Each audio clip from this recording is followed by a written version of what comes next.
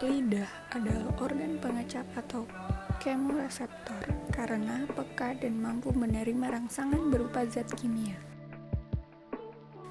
Reseptor adalah kuncup-kuncup pengecap atau taste bud pada permukaan lidah. Indra pengecap memungkinkan kita untuk merasakan rasa dan tekstur pada makanan. Kuncup pengecap atau reseptor ada yang tersebar atau berkelompok dalam tonjolan yang disebut papila. Terdapat 4 jenis papila pada lidah yaitu 1. Papila foliate yang terdapat pada bagian lateral atau samping lidah. Yang kedua, papila fungiform berbentuk seperti jamur yang terletak di anterior atau di depan lidah. 3. Papila circumflata yang berbentuk cincin melintang pada pangkal lidah. Papila ini mengandung kuncup pengecap.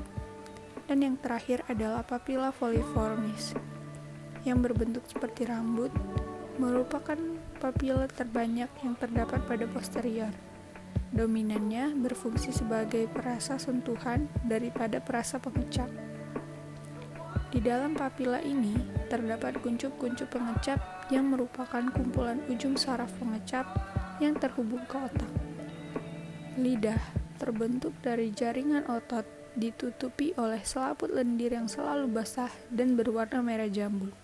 Sehingga di dalam mulut permukaan lidah terasa halus dan licin. Proses terjadinya rasa pada indera perasa dimulai ketika makanan yang telah masuk mulut akan dikunyah dan bercampur dengan air liur. Kemudian, makanan yang terlarut dan bersatu dengan air liur akan merangsang ujung-ujung saraf pengecap yang terletak pada kuncup pengecap yang tersebar pada seluruh permukaan lidah. Kemudian akan masuk ke dalam pori-pori kuncup pengecap bersama dengan air liur. Zat makanan yang masuk akan menstimulasi ujung saraf yang memiliki rambut atau gustatory hair, yang kemudian akan diteruskan ke pusat saraf pengecap di otak. Selanjutnya, otak akan memberikan respon makanan, apakah itu rasanya manis, asin, pahit, dan lain-lain.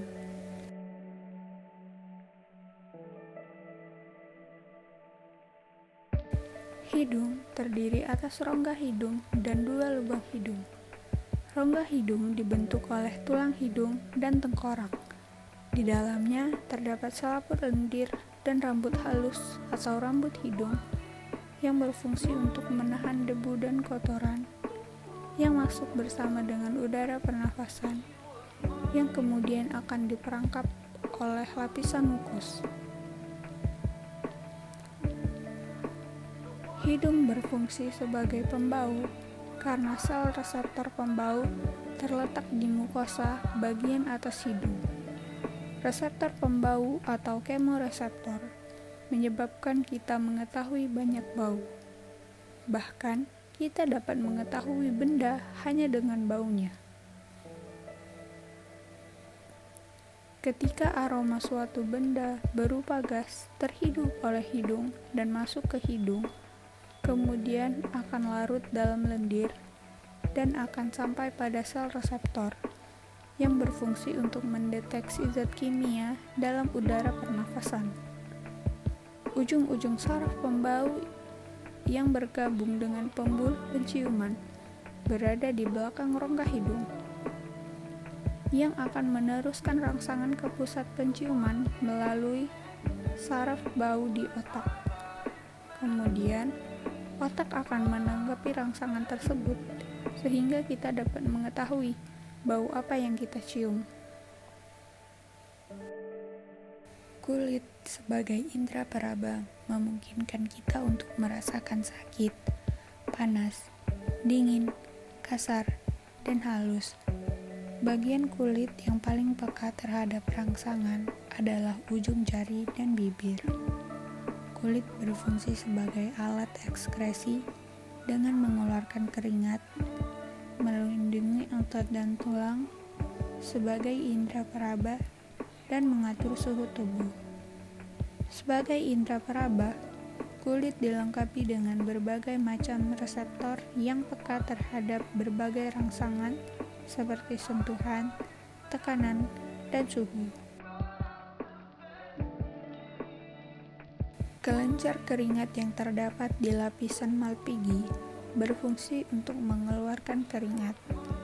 Keringat adalah cairan sisa metabolisme saat tubuh melakukan aktivitas. Keringat berguna untuk mempertahankan suhu tubuh terhadap lingkungan, serta lapisan lemak yang mengandung lemak berguna untuk menghangatkan tubuh. Pada epidermis atau lapisan luar, terdiri atas kulit ari dan lapisan Malpighi. Pada saluran ini terdapat saluran kering, pori-pori atau lubang keringat, dan rambut. Lapisan epidermis adalah lapisan luar yang terus berganti, tipis, dan tidak memiliki pembuluh darah bahkan sel saraf. Lapisan dermis terletak di bawah lapisan epidermis, yang terdiri atas sel longgar yang letaknya berjauhan serta mengandung banyak pembuluh darah. Pada kulit terdapat banyak reseptor khusus untuk membedakan sentuhan, tekanan, temperatur, dan rasa sakit. Sebagian besar reseptor terletak pada bagian dermis, tetapi ada pula yang terletak pada lapisan epidermis. Pada ujung jaringan saraf tersebut, ada yang terbungkus kapsul jaringan ikat atau yang disebut corpuscle, dan ada yang tidak terbungkus atau yang disebut ujung-ujung saraf bebas. Pada reseptor nyeri, terdapat pada ujung saraf bebas yang terletak di seluruh jaringan luar dan dalam tubuh. Reseptor panas adalah corpus ruffini, dan reseptor dingin adalah corpus Krause. Reseptor sentuhan berupa corpus Meissner dan ujung saraf yang melingkari akar rambut di dekat permukaan kulit.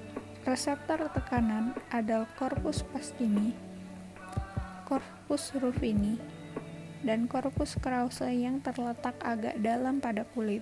Ketika kulit menerima rangsangan yang kemudian akan diterima oleh ujung-ujung saraf peraba, rangsangan tersebut kemudian akan diteruskan ke otak melalui urat saraf. Di otak, rangsangan tersebut akan diolah dan memerintahkan tubuh untuk menangkapi rangsangan tersebut. Misalnya, saat kulit tertusuk jarum atau tersentuh benda yang panas, maka reseptor nyeri yang terdapat di seluruh tubuh merasakan nyeri, yang kemudian diubah ke dalam bentuk impuls yang dihantarkan ke pusat nyeri di korteks otak. Setelah diproses di pusat nyeri otak, maka rasa nyeri tersebut dapat kita rasakan.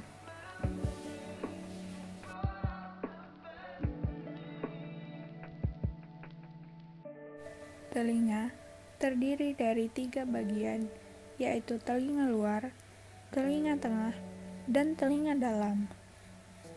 Ketika suara terdengar, gelombang bunyi akan ditangkap oleh daun telinga dan masuk melalui liang telinga hingga gendang telinga akan bergetar.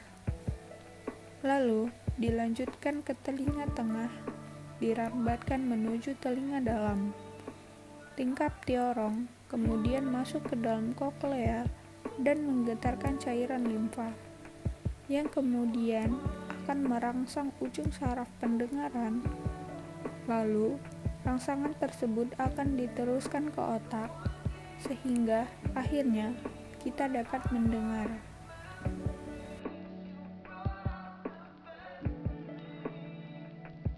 Bola mata selalu basah karena di dalam mata terdapat kelenjar air mata. dan berfungsi sebagai pelindung organ mata. Air mata berperan untuk membunuh kuman yang masuk ke dalam mata, serta menjaga permukaan bola mata agar selalu basah dan bebas dari debu.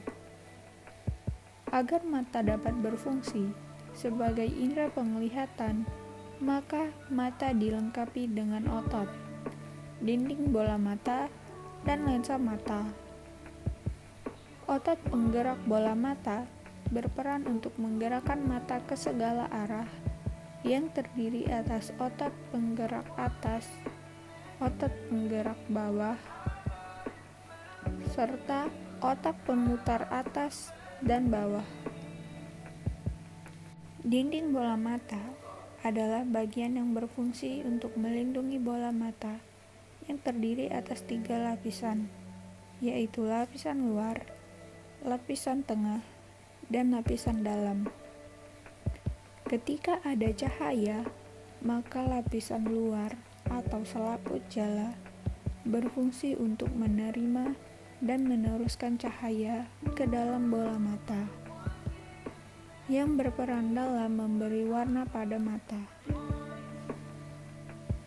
Pada bagian luar bersifat tembus cahaya atau yang biasa disebut dengan kornea. Pada lapisan dalam atau retina terdapat sel-sel yang sensitif terhadap cahaya dan mengandung saraf penglihatan. Retina memiliki 2 sel reseptor, yaitu sel batang yang berfungsi untuk melihat dengan jelas dalam keadaan cahaya redup, namun tidak dapat melihat warna dalam keadaan cahaya redup, dan sel kerucut yang berfungsi untuk membedakan warna hanya dalam keadaan terang. Sel kerucut memungkinkan kita untuk membedakan jutaan warna. Pada lensa mata, untuk melihat benda jauh, maka lensa mata kita akan memipih, dan sebaliknya, ketika melihat benda yang dekat, maka lensa mata kita akan menyembung. Kemampuan ini disebut dengan daya akomodasi, yang diatur oleh otot pengikat lensa mata atau otot silaris yang memiliki prinsip kerja sama dengan lensa kamera.